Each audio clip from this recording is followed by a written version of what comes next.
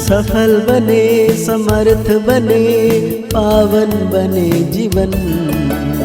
मीठी मुरली सुन के पाए सुख सघन। आज का चिंतन, आज का चिंतन। ओम शांति।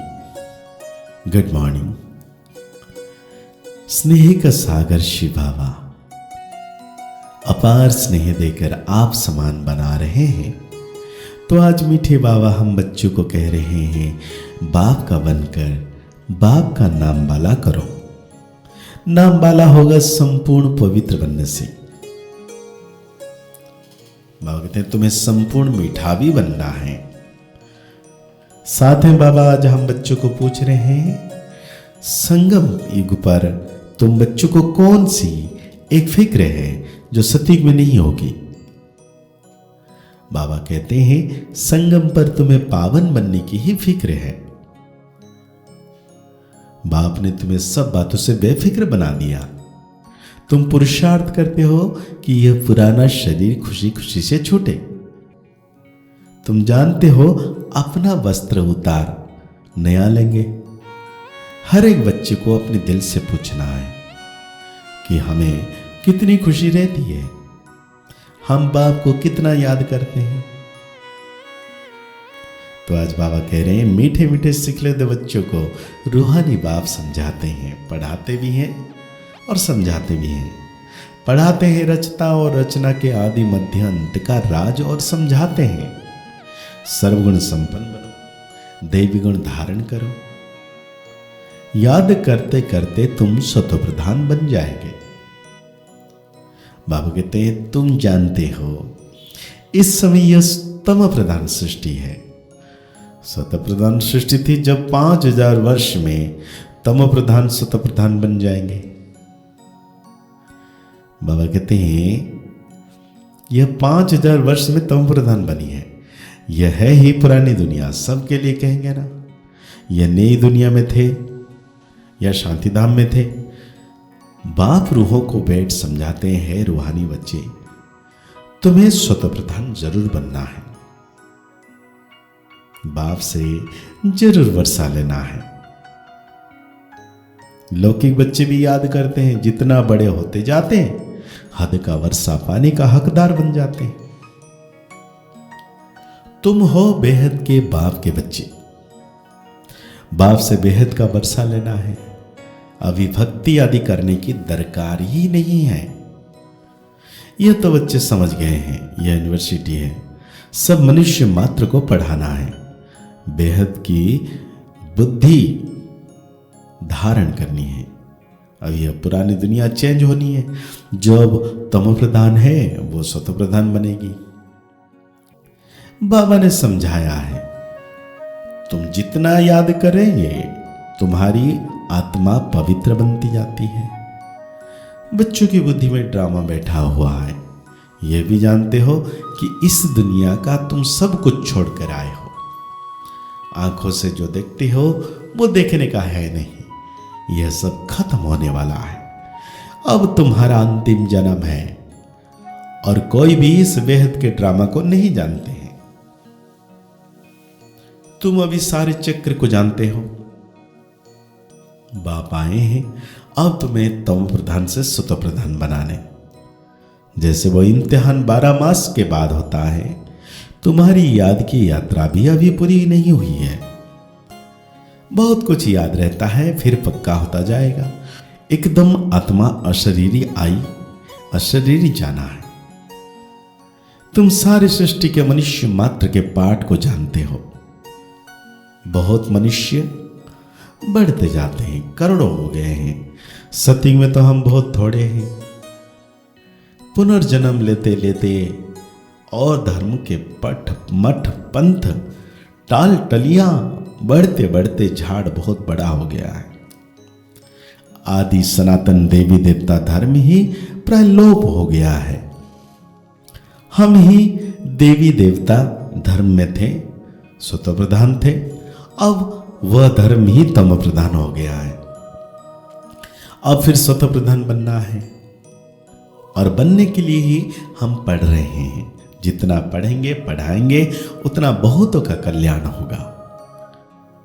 बाबा कहते हैं ये बहुत प्यार से समझाना है।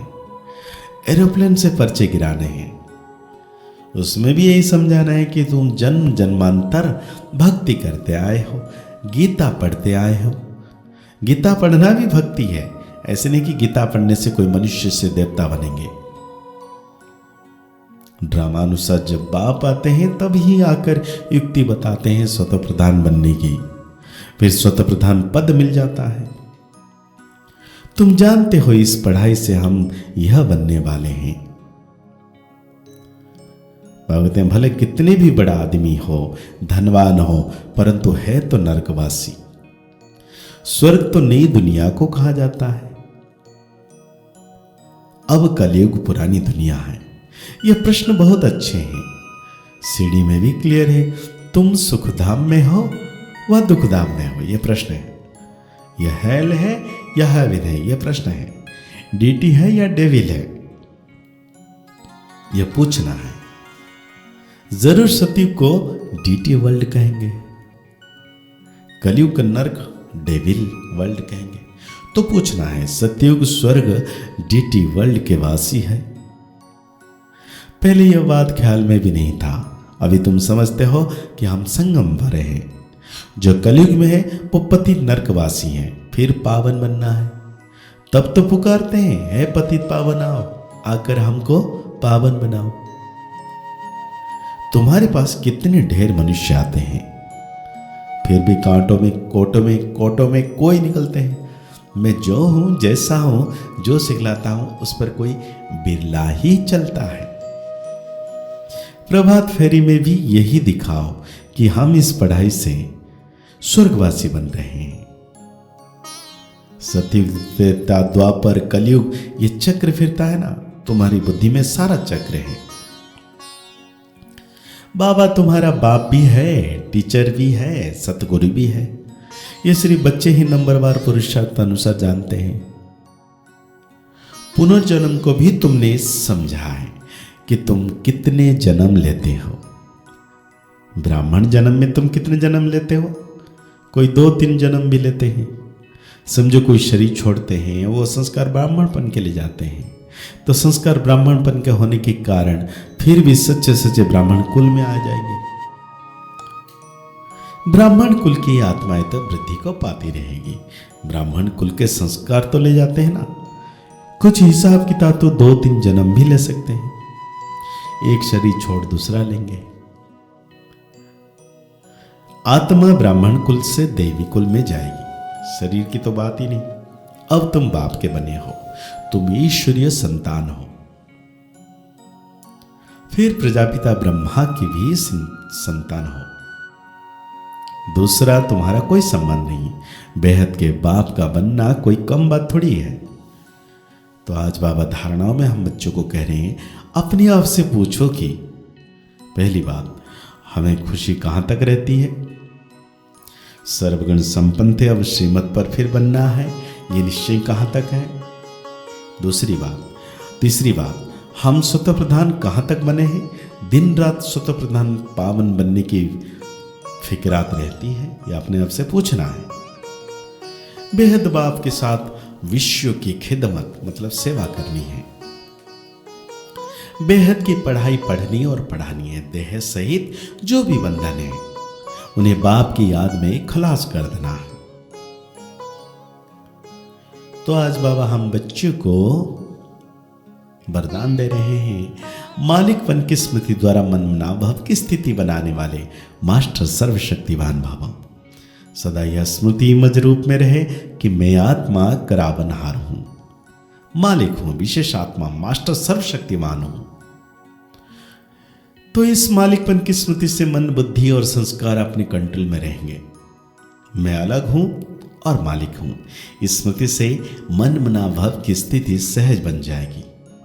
यही न्यारेपन का कर्मातीत अवस्था अभ्यास बना देगा। आज बाबा स्लोगन दे रहे हैं, ग्लानि व डिस्टर्बेंस को सहन करना और समान अर्थात अपनी राजधानी निश्चित करना। तो बाबा आज अव्यक्ति इशारा दे रहे हैं, अव्यक्ति साइलेंस द्वारा डबल लाइट फरिश्ता स्थिति का अनुभव करो।